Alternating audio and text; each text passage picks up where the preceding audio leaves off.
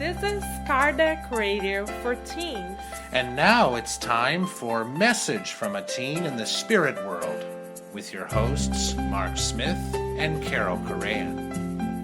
Hello, friends, and welcome to another Message from a Teen in the Spirit World. As you may remember, last week, our dear Carlos started to come into terms with his own consciousness. He started realizing that having the Christ consciousness or awareness will lead him to examine his own life through a new light.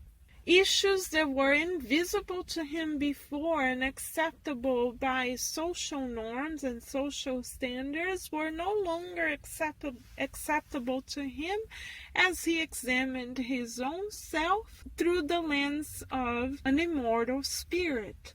Through the lens of an immortal spirit, he learns that love takes a different dimension, that love can be expressed towards everything and everyone, and respect interweaves all of our actions and thoughts and choices, even in its smallest details. You may remember, dear listener, that Carlos, came to terms with the fact that it's no longer acceptable to him as an immortal spirit to having hurt a cat. Actually, having killed a cat in his previous existence was no longer an acceptable course of action for him. So he decided then to start engaging in repairing this action, not because he was being punished or accused by anyone, but because he was now coming to grasp and believe that Christ's love is all-encompassing and that we are literally brothers and sisters with all living beings. So with this beautiful notion of love in our hearts and minds, let us listen to the chapter entitled Reparation, not only with our intellectual awareness, but with our emotional awareness as well, reminding ourselves, like Carlos, that we too are immortal beings. Enjoy. Reparation. When he finished his prayer, I composed myself and asked the teacher to tell me the best way to repair the wrong I had committed in the past.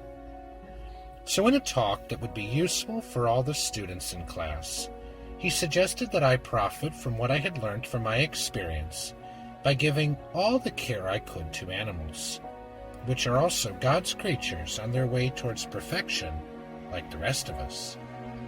He encouraged me to go over my memories of that time, offering fervent prayers and sincere promises, never again to take the lives of the fragile and harmless beings of God's creation.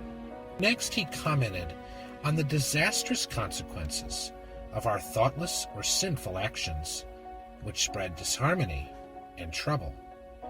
He explained that he had seen countless children who had gone through the same sort of thing, although the regrettable incidents they recalled were different. He remembered many big kids who should have known better, spending a lot of time destroying nests, trapping birds or thoughtlessly killing them, harassing dogs just to be mean, or stoning gentle animals to death. He stated that all young people of this kind experience very difficult trials here because they have to repair the wrongs they committed in the world with complete disregard for their parents' instructions or the good advice of older persons. Since then, I have remembered little Bishano and still see his image inside, but with the power of prayer, my thoughts have become more at peace by returning to the past in an attitude of sincere repentance and by asking for forgiveness. I have humbled the willful feelings that had always hidden my bad side, and thus I have gotten better. I no longer indulge in idle or useless time. In every instant meant for rest and recreation, I find trees to care for and small animals that I can help effectively. I, who used to love to watch birds chased by big boys, am now devoting myself to helping small birds build their nests. And I have noticed that because of my changed attitude, everyone around me seems to have changed also. I get kind and thankful looks everywhere. My teachers and classmates seem friendlier. Seeing my sincere efforts to correct myself, no one has spoken to me about the cat I stoned to death. That sad episode has been kindly forgotten by everyone. To the trees and birds, which I have been devoting myself to lately, I owe the joy that has filled my soul. I am almost certain that little Bishanu has forgiven my evil act. I feel that I've made peace with myself, and I believe that if I were to return home right now, I would be a better son and brother. Oh, Derceau, never torment or kill harmless animals. I've cried a lot in order to repair the wrong I've committed. Beautiful friends, once again we have many lessons that we can take to our hearts from Carlos's honest account of himself. We learn through his experience that honesty is key in re-examining who we are, where we are, and how we want to proceed in life. We also learn that once we let go of the physical body and go through the beautiful transition to our real home, the spiritual realm, we come to learn that there is no more hiding, that the actions that perhaps our pride or selfishness blinded us to become crystal clear. Why? Is that punishment? Absolutely not. God never punishes. God just allows us to see ourselves truly by who we are, as if we were looking at ourselves by facing a most clear and gentle lake where all of our features became beautifully apparent to us. In the case of our discarnation, we wouldn't be looking at our physical features alone.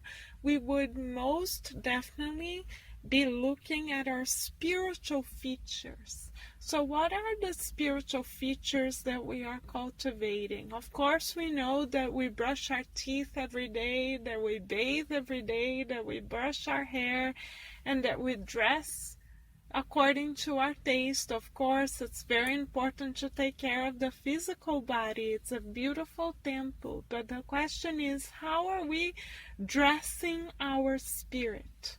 How do we know how to answer this question? It depends on, number one, the thoughts that we cultivate in our minds. What is their quality? If you could paint your thoughts in the form of photographs or beautiful pictures, what would your thoughts look like? Second, what would our thoughts feel like? Because as immortal spirits, we have both intellect and emotional awareness. So what would our emotion be in association with a particular thought? Are we aware of how we feel?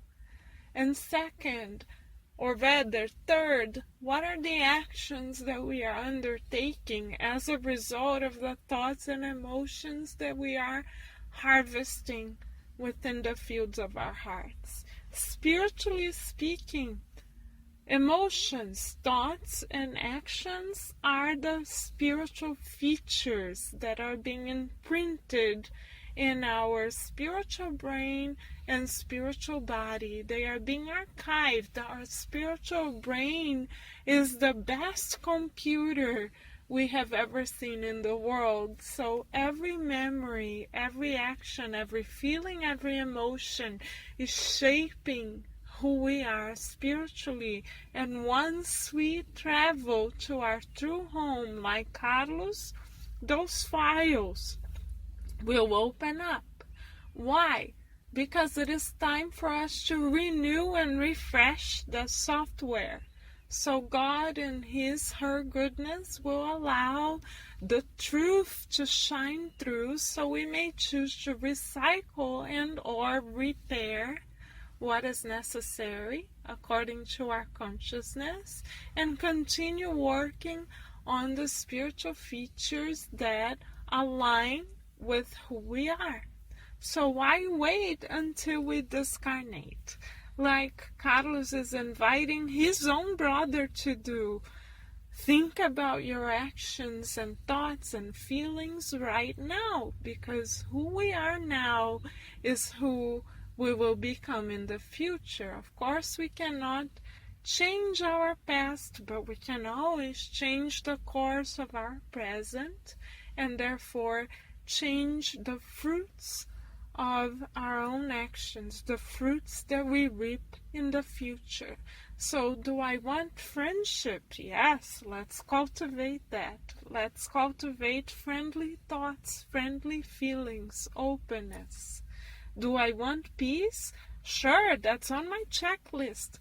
Great. Am I then feeling and harvesting peaceful thoughts? Because these will be my spiritual features. So let us, friends, really mold who we want to be spiritually, because our spiritual being is our true self. And in celebration of our true immortal selves, let us ask Mark to render graces for the Creator, for the blessings of immortal life.